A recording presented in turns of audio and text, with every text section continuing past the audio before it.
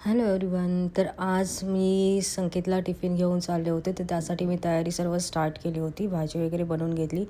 तर आज संकेतच्या टिफिनमध्ये मी बनवला राईस, चपाती आणि त्यानंतर इथे आहे आमटी, जी मसूरची आमटी आहे.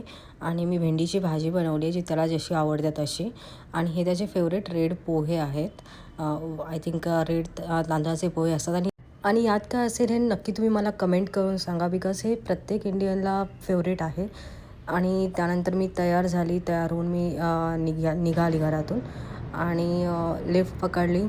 लिफ्टमध्ये पाहिलं तर 3-4 लोकं होते. आता यावेळेला तर मेड वगैरे निघतात, टेक्निशियन्स असतात, तर ते सर्वजण होते. बिल्डिंगच्या इथूनच मी ऑटो पकडली.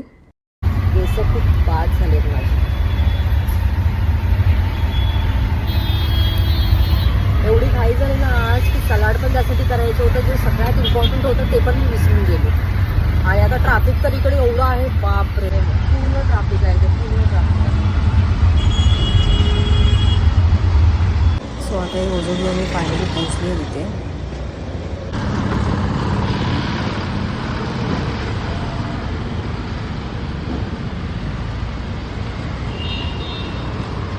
कंटाळा आला. चेहरा तर माझा पूर्णच खराब झाला आहे. आजकाल चेहऱ्याची मला योग्य ती काळजी पण घेता येत नाही आहे आणि त्यामुळे खूप दुर्लक्ष होतं आहे माझं. त्यामुळे एकदम फेस एकदम माझं खूप बेकार दिसतं आहे, एकदम टॅनिंग वगैरे आहे.